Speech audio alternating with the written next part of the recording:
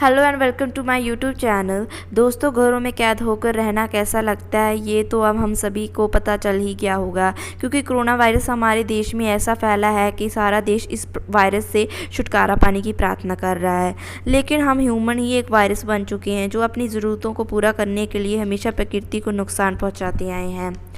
अगर आपको सारी उम्र ऐसे ही कैद रहना पड़े तो क्या आप रह सकते हैं? जैसे कि हम जानते हैं कि हमारे आसपास ऐसे वायरसेस हैं जो बहुत ख़तरनाक हैं और जो हमें दिखाई भी नहीं देते। अगर ये सब वायरस आपकी जान लेने पे उतारू हो जाएं, जिसकी वजह से ना तो आप किसी को छू सकें और ना ही किसी को गले लगा सकें, तो आप क्या करेंगे? जी हाँ, ये सच है। ऐसा एक लड़के के साथ हुआ है जिसका नाम था डेविल विक्टर, जिसे जन्म से लेकर मृत्यु तक क्वारंटीन करना पड़ा।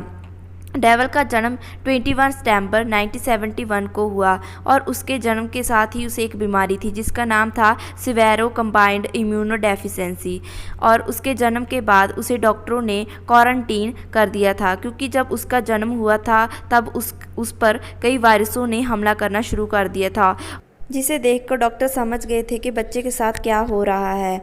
और फिर उन्होंने डेविल के लिए एक स्पेशल कैप्सूल बनवाया जिसमें एक छोटा सा बेड रखा हुआ था, और उस पूरे कैप्सूल को सैनिटाइज कर दिया गया और फिर उसमें बच्चे को रख दिया गया। अब ये कैप्सूल डेविल की पूरी दुनिया बनने वाली थी। बेशक उम्र के बढ़ने के साथ साथ इस कैप्सूल को भी बड़ा किया गया।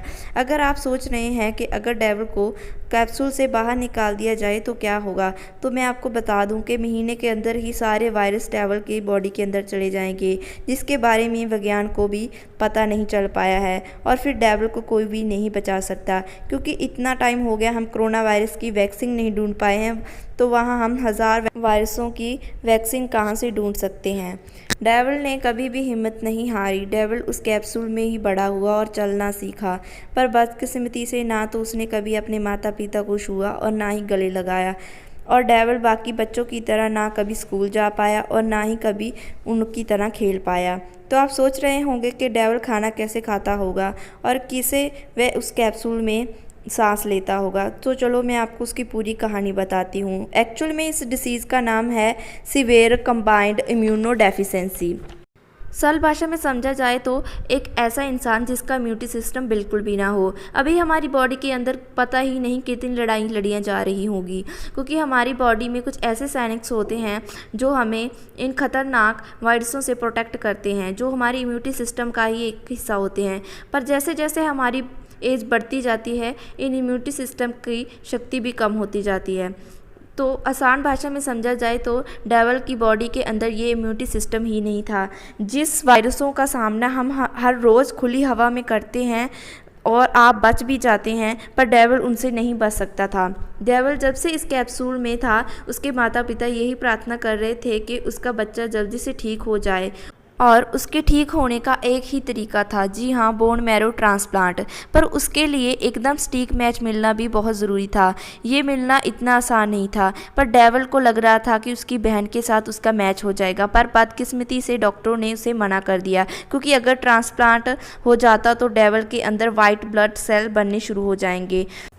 मैं आपको बता दूं कि डेविल के कैप्सूल में भेजे जाने वाला खाना और पानी पहले स्टीलाइट किया जाता था, मीन्स उसे पूरी तरह साफ़ करके भेजा जाता था, और उसके खाने को सबसे पहले लैब में भेजा जाता था, जहां पर उसके खाने को एक खास तरह के चेम्बर में रखा जाता था और उसके ऊपर इथाइन ऑक्साइड का छिड़काव किया जाता था। डेविल को जो भी चीज़ भेजी जाती थी, चाहे उसकी बुक्स हों या उसके खिलौने हों, सभी चीज़ों को पहले स्टीलाइट किया जाता था।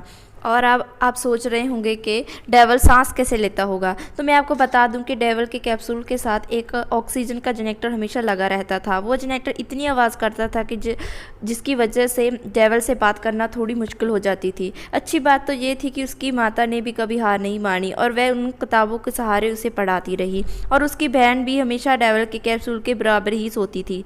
उन दोनों में बहुत प्यार था। कभी कभी वह लड़ भी पड़ते थे। डेविल को ज़्यादातर हॉस्पिटल में ही रहना पड़ता था। जब वह 6 साल का था तो उसे नासा ने एक सूट बना के दिया था जिसे पहन के वह चल फिर सकता था, पर थोड़े टाइम बाद ही डेविल को वह सूट से नफरत हो गई। उसके बहुत सारे इंटरव्यू होने लगे थे, लोग अब उसे जानने लगे थे और वह बार बार टीवी पे आने लगा था। पर जब वह 12 साल का हुआ तो उसने अपने माता पिता और डॉक्टर के सामने ये जिद रखी कि किसी के साथ भी उसका बोन मैरो ट्रांसप्लांट किया जाए। तो उसकी बहन के साथ ही उसका बोन मैरो ट्रांसप्लांट किया गया। और इस ट्रांसप्लांट के बाद वह 4 महीने उस कैप्सूल में रहा। अब उसे अच्छा लग रहा था, तभी ही हालात बिगड़ने शुरू हुए क्योंकि डेविल की बहन ने उसे एक वायरस गिफ्ट में दे दिया था जिसका नाम था एक्सपेक्टिन वार वायरस। बेशक ये वायरस अभी हमारे अंदर होगा, लेकिन डेविल के लिए वह घातक था।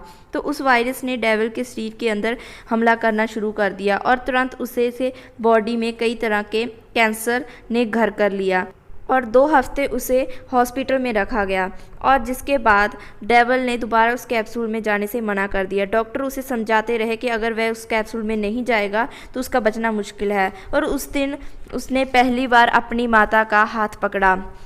पर 22 फरवरी वाले दिन वह बहुत खुश था, लेकिन डॉक्टरों ने उसकी आंखें बंद कर दी क्योंकि वह हंसते हंसते इस दुनिया से चला गया था। Thank you for watching this video. अगर आपने मेरी वीडियो को लाइक नहीं किया है तो प्लीज़ लाइक कर दें और सब्सक्राइब कर लें मेरे चैनल को। Thank you.